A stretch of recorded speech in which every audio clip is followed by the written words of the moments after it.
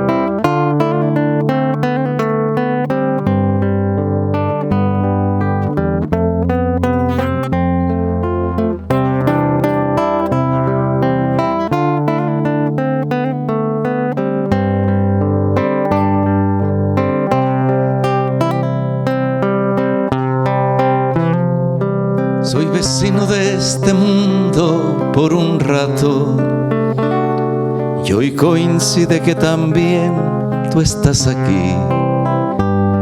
Coincidencias tan extrañas de la vida, tantos siglos, tantos mundos, tanto espacio y coincidir.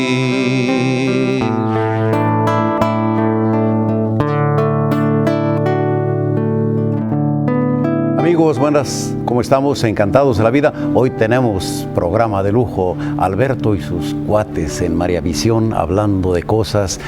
Como pueden ver, aparte de tener a Alberto hoy con nosotros, también tenemos aquí una vela. Porque el tema de hoy, ya verán más adelantito, está relacionado con las candelas. Entonces hoy tenemos aquí una candela y vamos a platicar con ustedes.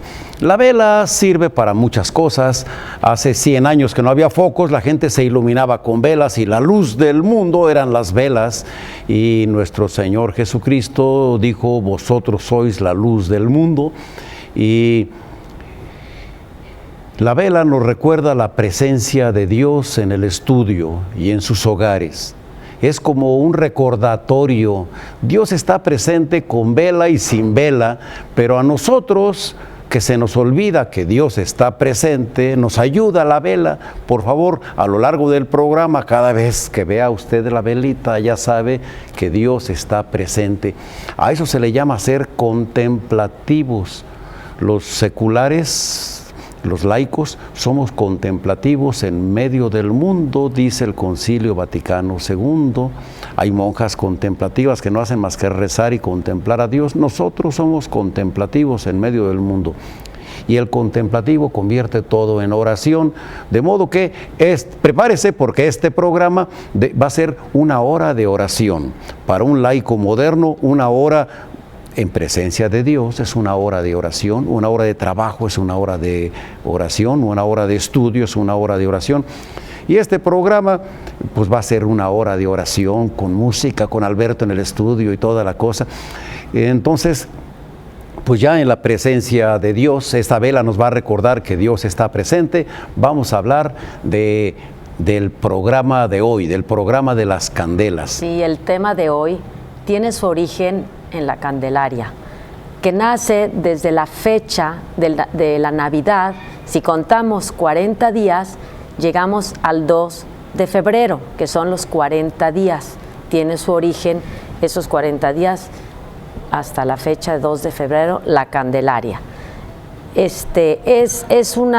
Tiene sus raíces centenarias, no solo centenarias, milenarias, de 1000, de 2000, de 3000 años, y creo que hasta más, creo que son como 3250 años el origen de la luz de la Candelaria. Cuando Moisés sacó a su pueblo de la esclavitud en Egipto, vino. Había 10 plagas. No vamos a hablar de las 10 plagas, vamos a hablar solamente de la última, la más terrible de todas, que llegaba el ángel exterminador a acabar con todo el pueblo egipcio. El ángel exterminador pasó esa noche hace 3250 años en Egipto y mató al primogénito varón de toda familia, tanto de gentes como de animales. Murió el primogénito varón del faraón, igual que el primogénito varón de la última de las esclavas de Egipto, igual que el primogénito varón del perro, el caballo, el perico, y nomás escapó mi tía. Murieron los primogénitos varones, y con esa plaga el faraón pues permitió que saliera el pueblo de Israel. Eso es el Éxodo, ese se conoce con el nombre de Éxodo o Pascua. Significan los dos exactamente la misma cosa. Aquella noche los israelitas, por instrucciones de Dios, sacrificaron el cordero del Éxodo, el cordero pascual. El cordero de Dios. Ellos cenaron la cena pascual, el cordero de Dios. Ellos mataron al cordero y en las jambas de las puertas marcaron con sangre esos hogares, esas casas, para que el ángel exterminador los dejara, los indultara, exactamente, los dejara libres para que posteriormente pudieran huir al desierto con Moisés. Los israelitas que cenaron la cena pascual fueron salvados por la sangre del cordero. Este cordero pascual es una de las figuras de nuestro Señor Jesucristo del Antiguo Testamento. Y en la actualidad también el Cordero de Dios, la Sagrada Eucaristía. Se le sigue llamando el Cordero de Dios. Hace 2000 años que San Juan Bautista dijo: he aquí al Cordero de Dios que quita el pecado del mundo. Y en la Santa Misa también el sacerdote muestra la hostia y dice: este es el Cordero de Dios. Ese Cordero de Dios, ese Cordero pascual, fue lo que cenaron en la última cena de Egipto, antes de salir a medianoche a la luz de la primera luna llena de primavera. Y la sangre del cordero indultó a los israelitas del castigo del ángel exterminador. Aquel día había llanto en todas las casas de Egipto, excepto en las casas que estaban marcadas por la sangre del cordero. Pasó el tiempo y ya en el desierto Moisés recibió de Dios una petición, una orden. Dios le dijo: conságrame a todo primogénito. También varones como animales, pedía que le consagraran a las personas como los animales primogénitos. Y machos. Como diciéndole: ¿te acuerdas de los primogénitos de Egipto? Pues sí, para que nunca te olvides de los primogénitos de Egipto, de aquí para adelante, por siempre y hasta nuestros días, nuestros hermanos mayores siguen sacrificando al Cordero Pascual y siguen consagrando a los primogénitos varones a los 40 días. Nuestros hermanos mayores, los judíos, a los 40 días presentan al niño en el templo y le dicen: Señor, este muchachito no es mío, es tuyo, y le regalan al primogénito varón a Dios. Hay 12 tribus en Israel. Hay una tribu muy especial, una tribu sacerdotal, la tribu levita. La tribu de Leví. La tribu de Leví, cuando llegaban a consagrar al templo al primogénito de la tribu de Leví, ahí se quedaba a vivir con ellos. Pues son los rabinos, son los ministros del clero. El clero judío está hecho solamente por levitas, por descendientes de la tribu de Leví. A los 40 días de nacido el niño, y estamos celebrando una fiesta de 40 días, la Candelaria. A los 40 días de que había nacido el niño se lleva al templo y se le regala a Dios. Si el niño es de la tribu de Leví, se queda el niño en la sinagoga de por vida. Ahí hay modo de atenderlo, o su mamá va a alimentarlo, o a ver qué. Pero ese niño crece y se educa al servicio de Dios desde recién nacido. Si el niño no es de la tribu de Leví, entonces llevan 2 corderos o 2 tórtolos que sacrifican. Está el sacrificio y el holocausto. Ellos el sacrificio lo consideran que cocen o asan la carne a su punto y después se alimentan con ella, o el holocausto, que la dejan la carne secar hasta que se hace ceniza, y ese niño regresa a la casa con sus padres.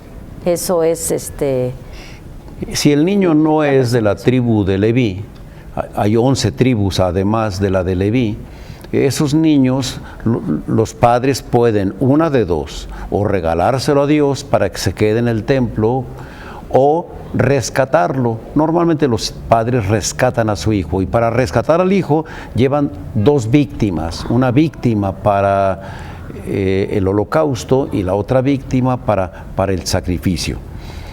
Esa costumbre permanece hasta nuestros días. Actualmente, por alguna razón, nuestros hermanos mayores, los judíos, realizan esta ceremonia a los 30 días. Pero hace 3.250 años que Moisés dijo que a los 40 días. El 40 es un número muy interesante. Si hay tiempo ya platicaremos un poquito del 40. Porque también... creo que también, aparte de la presentación del niño en el templo, también había la purificación. La purificación se daba a las mujeres cuando tenían un hijo hombre, era a los 40, a los 40 días se presentaba al templo para purificarse la Virgen. María también así lo hizo, para purificarse por la sangre del parto, porque era una costumbre que tenían esa. Y si eran mujeres, tenían que dejar pasar 80 días para su purificación. La mujer, cuando daba a luz, se consideraba impura, adquiría una impureza legal por haber tenido contacto con la sangre, aunque fuera su propia sangre, y la mujer tenía que purificarse también a los 40 días. Se repite el número 40. Viene de nuevo otra vez el número 40, entonces todo eso viene establecido. La purificación de las mujeres viene en el Levítico, y la consagración de los niños viene desde el Éxodo. José y María fueron a los 40 días después de la Navidad. Cuando el niño Jesús cumplió 40 días, José y María fueron al templo de Jerusalén. Vivían en Belén y fueron al templo de Jerusalén. María quiso seguir la costumbre de la ley, pues ella fue inmaculada. Ella no tenía por qué ser purificada, sin embargo, su humildad y su pureza y las costumbres, pues quiso pasar desapercibida María, y llega con José al templo, a la purificación, y estando ahí en el templo se encuentra el anciano Simeón y Ana, que era una profetisa muy conocida de la Virgen, conocía mucho, a lo mejor era una anciana de 80 y tantos años, que había conocido a lo mejor a Joaquín y a Ana, y Simeón, que era un hombre piadoso, era un hombre santo, había tenido la inspiración del Espíritu Santo de que tenía que ir al templo.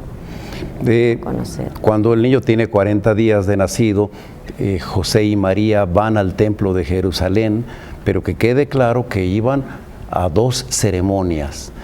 En la Candelaria, el 2 de febrero, 40 días después de la Navidad, estamos hablando de la Candelaria, por eso tenemos aquí una candela en el estudio. Pero José y María iban a 2 cosas diferentes. María iba a purificarse, y además los dos, como padres del niño, iban a presentar al niño en el templo y a rescatarlo. Entonces, a esa ceremonia fueron ellos. En el atrio se encuentran a esos 2 grandes personajes de la presentación, que son Simeón y Ana. Vamos a hablar de Simeón. ¿Quién era Simeón? Bueno, Simeón era un hombre piadoso, era un hombre bueno, era un hombre que tenía el Espíritu Santo con él, oraba muchísimo, y él sintió por medio del Espíritu Santo que debía ir ese día al templo. ¿Y cuál fue la sorpresa? Que se encuentra a José y a María allí en el templo. Sí, Simeón, este anciano, desde antes de ir al templo, ya desde muchos años antes, Dios le había comunicado que no moriría sin ver al Mesías. Y dice el Evangelio de San Lucas que ese día, movido por el Espíritu Santo, fue al templo. Y ahí en el templo se encuentra a José y María, que venían con su niño. Y Simeón sintió esas palabras que le dice a Jesús: ya puede morir tu siervo en paz, porque ha visto a Cristo, al Redentor del mundo. Lo mismo que decía la profetisa Ana.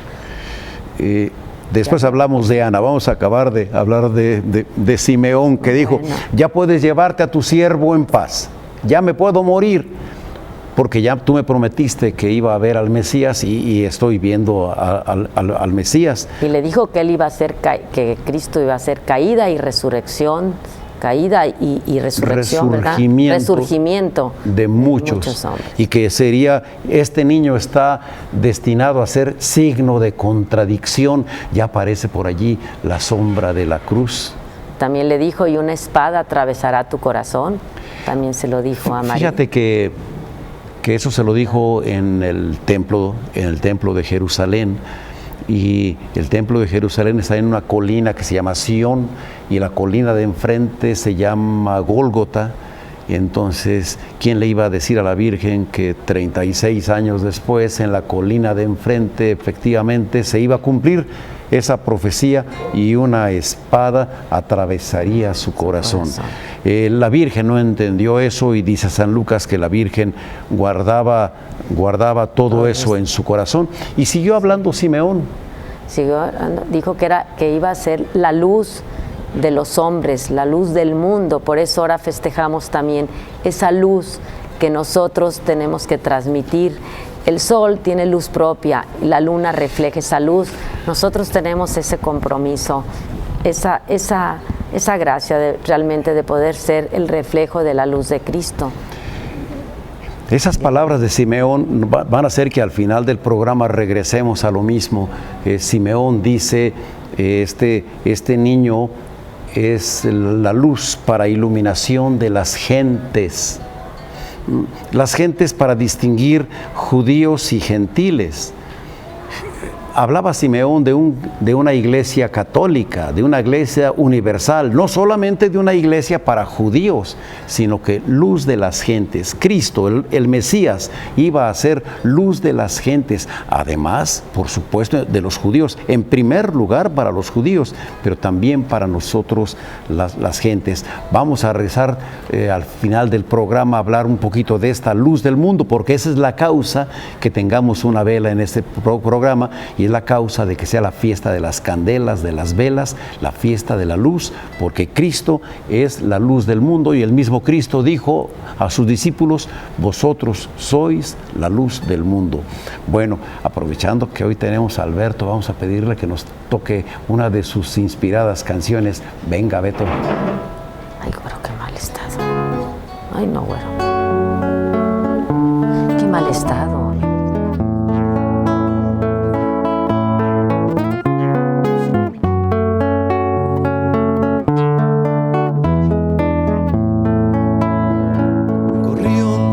Vuelo discreto, halcón de mis fantasías, recién despliegas las alas y sueño tus grandes vuelos. Llegaste casi en la tarde, colmando mis ilusiones. El hueco que había en mi pecho llenaste con tu canción.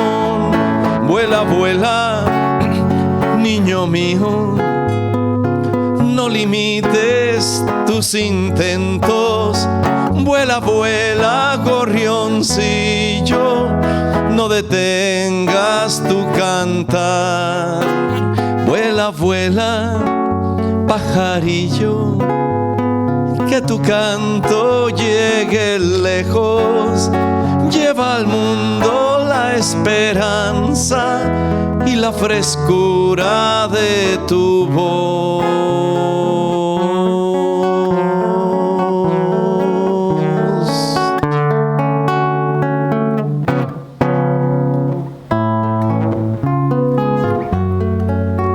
Esta canción tan hermosa de Alberto se la dedica a su hijo.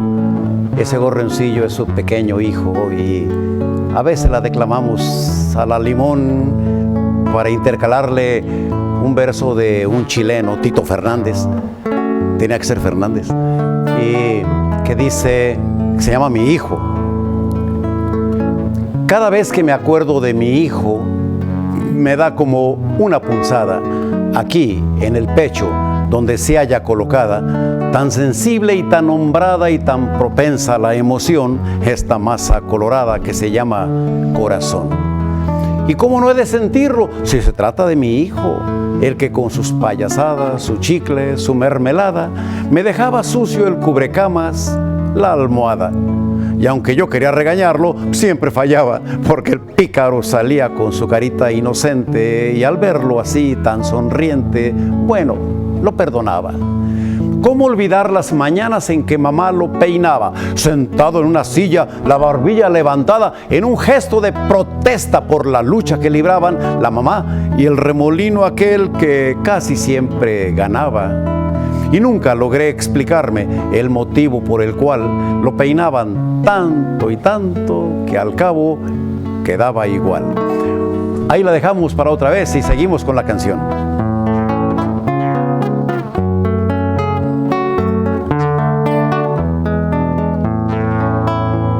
Gorrión de vuelo, de trino sencillo, ven, cántame tus canciones, que con ellas me retoña el amor y la ilusión. Gorrión, gorrioncito niño, rescata tus fantasías para que al mundo las cantes y alegre su corazón. Vuela, vuela, niño mío, no limites tus intentos. Vuela, vuela, gorrioncillo, no detengas tu cantar. Vuela, vuela, pajarillo, que tu canto llegue lejos. Lleva al mundo la esperanza y la frescura de tu voz.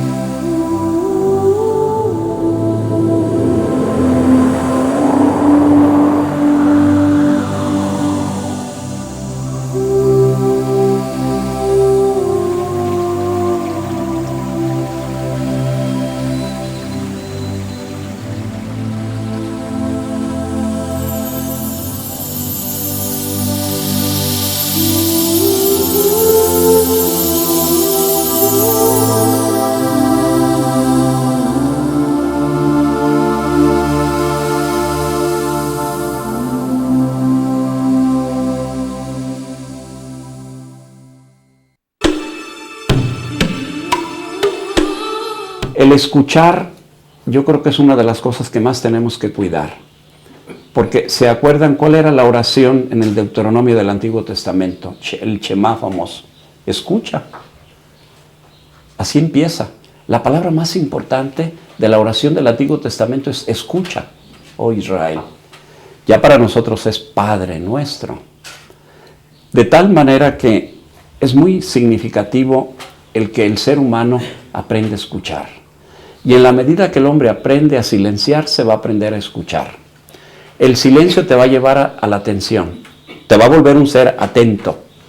¿Se fijan cómo los gatos antiguamente, lo sabrá también los animales, los gatos, vivían de los ratones que se tragaban? Pero su único trabajo era estar atentos. Si el gato no estaba atento, se moría, no tragaba ratones. Ahora el hombre moderno ya no es un ser distraído, no está atento. Porque son muchas las cosas que roban nuestra atención y nos distraen. Y un ser distraído es disperso, está partido en 1000 pedazos, significa disperso. Por eso cuando entramos al silencio, cerramos los ojos, todos esos pedazos en que estaban partidos yo se empiezan a juntar y me reintegro, me reúno. Entonces ya empiezo a ser yo. En ese momento ya estoy atento, suspendido en un abismo oscuro, pero ahí estoy yo. Y la pedagogía de la oscuridad es esa, que te lleva a la nada. Nos duele mucho ir a la nada, porque el mundo nos enseña a tener, a acumular, a tener placer y tener fama. Puro verbo tener. Del tener nos pasamos al acumular. Y ahí está toda la vida del hombre. Y el silencio es al revés. No tienes luz, y como no tienes luz, no tienes colores, y como no tienes colores ni luz, no tienes límites. Estás ahorita en un espacio sin límites, ¿ven? Y lleno por la oscuridad. Decía San Juan de la Cruz que cuando cerramos los ojos nos recibe la oscuridad, pero si vamos creciendo en la fe, se va iluminando ese abismo oscuro y acabamos en la luz al final. De tal manera que hay que empezar por la escucha, dice el apóstol Pablo. La salvación entra por el oído, que equivale a decir por la escucha. Si no escuchamos, María, por ejemplo, es modelo de escucha, porque el corazón de María está lleno de silencio.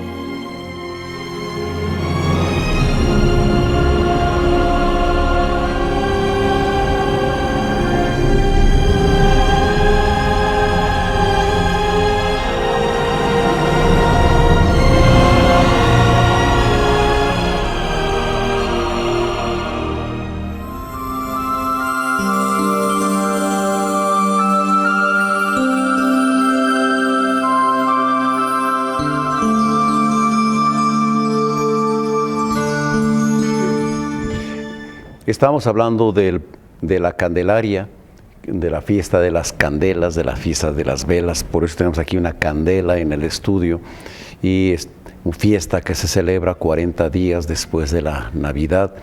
Y hace 2000 años que José y María, que vivían en Belén, tenían una casita en Belén, y fueron de Belén a Jerusalén llevando a su niño de 40 días. Llegan al templo y ya platicamos que iban a dos cosas: a purificar a la madre y a presentar y rescatar al niño. Y hablamos de un personaje, Simeón, que es el anciano Simeón, que dice que ese niño es la luz del mundo, la luz de los gentiles, de las gentes. Todo eso viene en el Evangelio de San Lucas, que San Lucas, que no conoció al Señor, conoció a la Virgen, y la Virgen le platicó estas cosas. Por esa razón, solamente en San Lucas aparecen muchas cosas que solamente su madre sabía. Y solamente en San Lucas viene aquella frase de: y María guardaba eso en su corazón. Como que la Virgen le platicaba cosas y le decía: pues mira, Lucas, yo guardaba eso en mi corazón. Léanse a San Lucas, el Evangelio de San Lucas, y ahí van a recordar esas cosas que estamos viendo en el programa, que no son cosas nuevas, tienen 2000 años, pero estamos recordándolas hoy para recordar el significado de la fiesta de las candelas, de la fiesta de las velas, y llegan al atrio del templo, José y María cargando a ese niño. Simeón lo toma en brazos, pero también por ahí había una mujer llamada Ana. Ana era una profetisa, y Ana era una mujer sumamente conocida por la Virgen, posiblemente porque la Virgen le dijo a San Lucas muchas cosas de esta mujer llamada Ana. Ana hablaba de Dios, Ana hablaba de ese Mesías, de ese Cristo que iba a rescatarlos, hablaba mucho, oraba muchísimo. Ana conocía mucho también a la Santísima Virgen, conoció a lo mejor a Joaquín y a Ana, era una mujer santa. Eso se deduce porque leyendo al Evangelio de San Lucas, dice que Ana era hija de Fanuel, que era de la tribu de Aser, que se casó jovencita, dice el Evangelio, casada en su adolescencia. Dice que vivió 7 años con su marido y que luego enviudó. Y se dedicó, vivió de noche y de día en oración. No se despegaba de ese templo de Jerusalén, el único templo de Jerusalén, porque los demás eran sinagogas. Y hasta el presente el pueblo de Israel no ha vuelto a tener otro templo. El templo de nuestros hermanos mayores fue aquel templo que construyó hace 3000 años el rey Salomón. Y no fue el que Tito destruyó en el año 70 también, que derrumbó Tito. Por supuesto, y eso ocurrió, esa destrucción del templo fue en cumplimiento de la profecía de nuestro Señor Jesucristo, que dice que no quedaría piedra sobre piedra. Y efectivamente va uno a Jerusalén y no encuentra uno piedra sobre piedra, ni una piedrita de aquel templo que construyó Salomón y que era el orgullo de los judíos y estaba en su esplendor en tiempos de nuestro Señor Jesucristo hace 2000 años. Dice la Virgen María a través de San Lucas que Ana tenía 84 años y se maravilla uno de caramba, cuántos detalles de esa persona. Se nota que la conocía, que la Virgen sabía quién era Ana, y de ahí los exégetas que estudian las Escrituras dicen, pues muy probablemente era vecina de Santa Ana, la madre de la Virgen, porque recordarán que la Virgen nació en Jerusalén, allí pasó su vida, su corta vida de soltera. La Virgen creció en Jerusalén, existe la casa donde nació la Virgen. Está ahora en una iglesia católica, por supuesto, y se llama esa iglesia en latín Ubi Nata Est. Ubi en latín, Ubi Nata Est. Ubi como ubicación, lugar en donde, nata de nacimiento y est del verbo ser, el lugar donde nació. Entonces en la Virgen, en la casa de San Joaquín y Santa Ana, que ahora está en la iglesia de Ubi Nata Est, ahí nació la Virgen. Tal vez enfrente vivía esta Ana, profetisa, cosa insólita, una profetisa en el pueblo de Israel. No hay muchas mujeres de profetisas en el pueblo de Israel, yo no recuerdo ninguna otra, y tal vez las haya, pero dice el Evangelio que era profetisa. No hay ninguna sacerdotisa. En la cultura judía no hubo jamás sacerdotisas, y en la nuestra tampoco, ya que nuestra cultura es judeo-cristiana. Esta Ana hablaba de Jesús a todos los que esperaban la venida del Mesías, y la Virgen guardaba esas palabras en su corazón. Así se desarrolló aquella escena en Jerusalén, en el atrio del templo, donde José y María escuchan las palabras de Simeón y de Ana. Y desde hace 2000 años, cada año, el 2 de febrero, 40 días después de la Navidad, celebramos la Candelaria. La Candelaria, que es la luz, hay el pueblo festeja o conmemora ese día de la Candelaria, llevando a los padres, a los hijos, las familias completas, con una vela que encienden en la puerta del templo y entran hasta el sagrario a consagrar, a presentarse tanto los padres como los hijos, a presentarse al templo, que somos la luz, somos el reflejo de esa luz de Cristo. Ese es el propósito que tenemos que hacer todos los católicos, los cristianos, ser el reflejo de la luz de Cristo.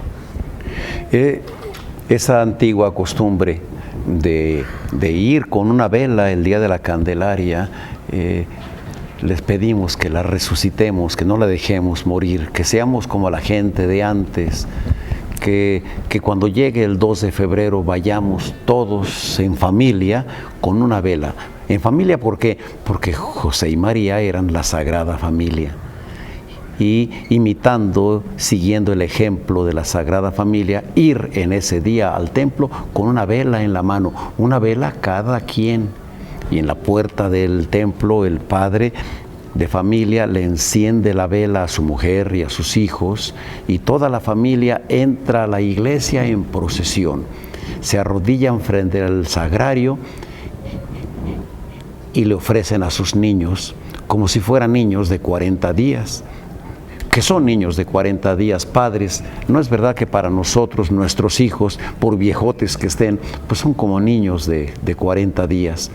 Y en ese día también podemos ofrecernos nosotros mismos. Bien, cabe mencionar también que el Domingo de Resurrección también hay un momento en que se enciende todas las velas en el templo. Es una solemne ceremonia, ya que es la resurrección de Cristo, es la luz. Y esa luz tenemos que ser nosotros porque somos el reflejo de Dios. Es otro hecho que tenemos nosotros los católicos de festejar ese día. En 2 ocasiones del año se llena la iglesia de templos, el Domingo de Resurrección con la ceremonia de fuego nuevo a medianoche, hermosísima, y el día de la Candelaria. Y así como le ofrecemos a nuestros niñitos, también nosotros, los padres de familia, nos ofrecemos a Dios como si tuviéramos 40 días, porque para nuestro Padre Dios, nosotros, por viejos que estemos, pues somos como unos niñitos de 40 días. Les proponemos en este programa que celebren en grandes la fiesta con mucha alegría de la Candelaria, que vayan en familia con velas todos los miembros de la familia, y que le digan a José y María, así como llevaron ustedes al niño Dios a presentar al templo, ahora aquí estamos nosotros para que nos lleven José y María a presentarnos ante Dios y decirle: Dios, pues somos tuyos, cada uno de nosotros somos tuyos. Y esta velita nos hace recordar las palabras de Simeón, que dijo que este Cristo era luz de las gentes. Nosotros somos gentiles porque no somos del pueblo de Israel, pero gentiles que llevamos la sangre de Cristo, y no la llevamos por transfusión, la llevamos por comunión. Al comulgar el cuerpo y la sangre de Cristo, nosotros llevamos en las venas sangre de Cristo, y entonces, Señor, venimos a ofrecernos a ti. Y también podemos mencionar también que 40 días, tenemos el número 40 por muchas causas. Primero la Natividad del Señor con el Día de la Candelaria, tenemos también los 40 días del diluvio, día y noche, tenemos 40 días también recordando Jesús en el desierto, los 40 años también del éxodo, de la huida de Egipto al desierto.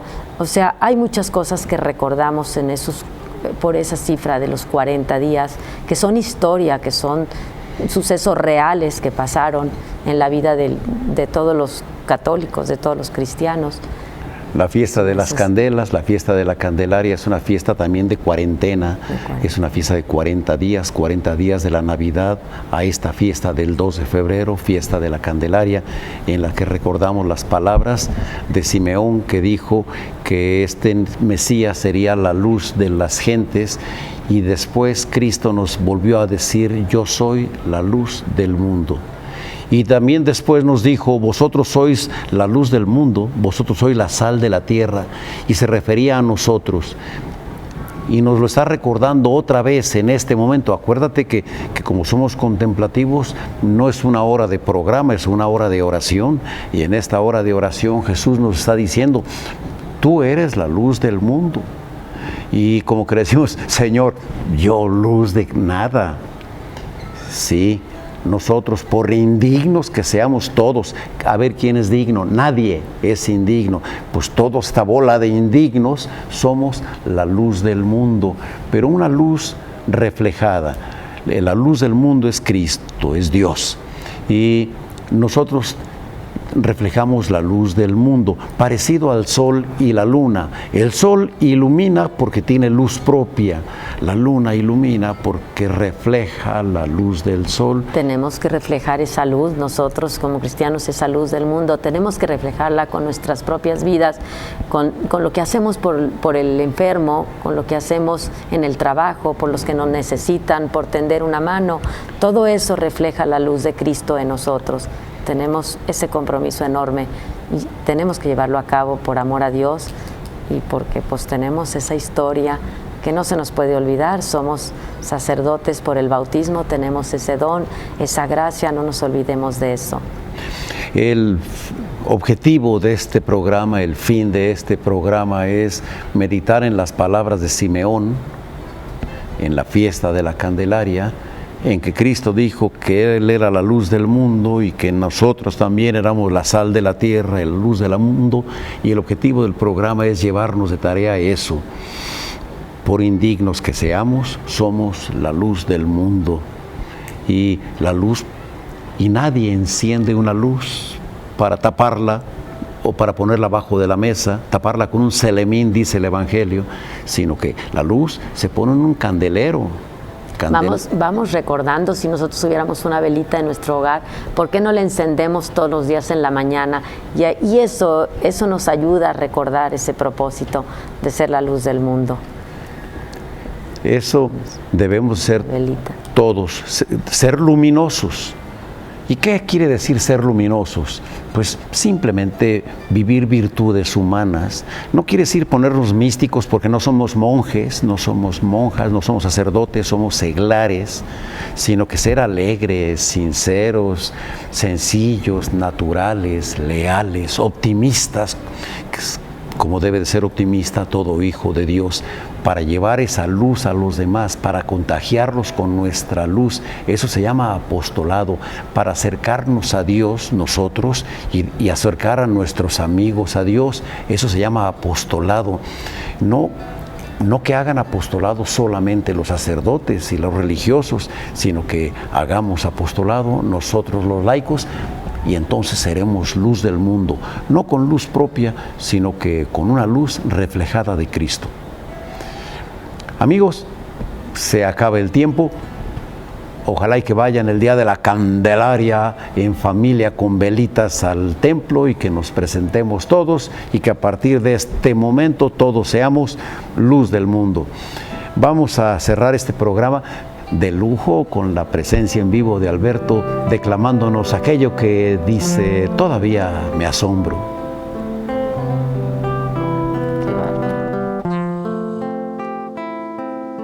Todavía me asombro al sentir el viento recorrer mi cuerpo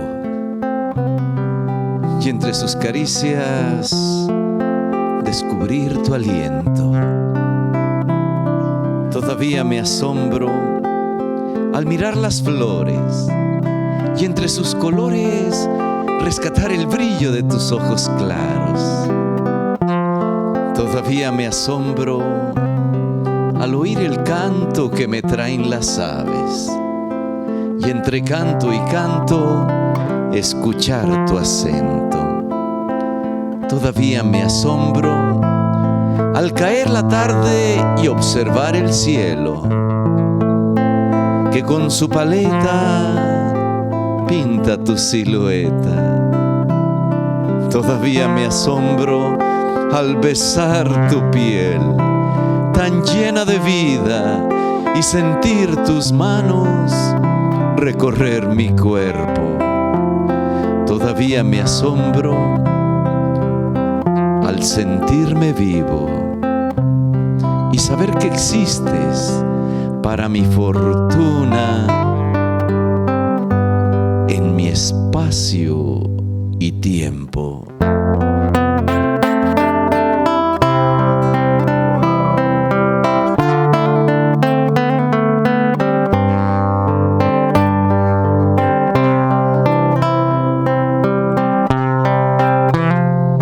Soy vecino de este mundo por un rato y hoy coincide que también tú estás aquí. Coincidencias tan extrañas de la vida, tantos siglos, tantos mundos, tanto espacio y coincidir.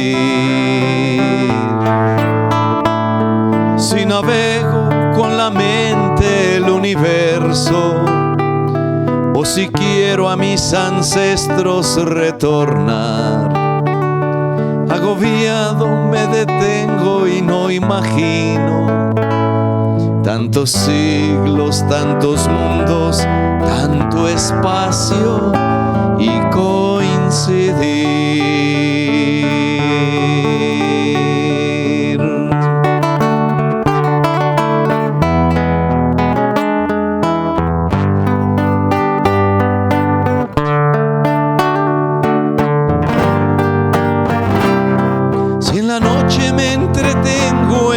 Estrellas y capturo la que empieza a florecer, la sostengo entre las manos, más me alarman tantos siglos, tantos mundos, tanto espacio y coincidir. Si la vida se sostiene por instantes, y un instante es el momento de existir. Si tu vida es otro instante, no comprendo tantos siglos, tantos mundos, tanto espacio y coincidir.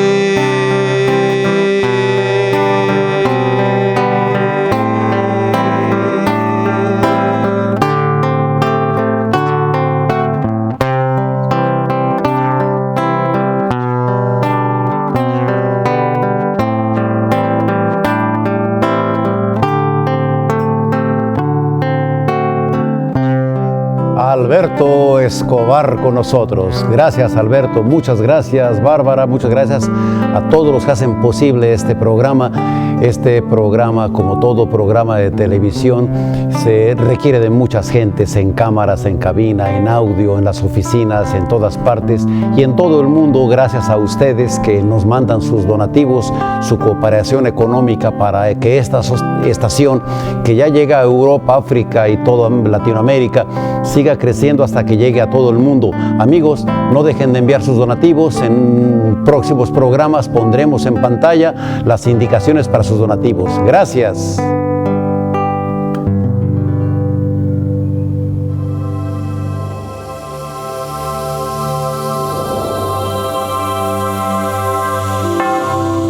Si usted desea una copia de este programa, por favor contáctenos al 01900 849 3507 y fuera de la República Mexicana, marca el 005233 3770 1800.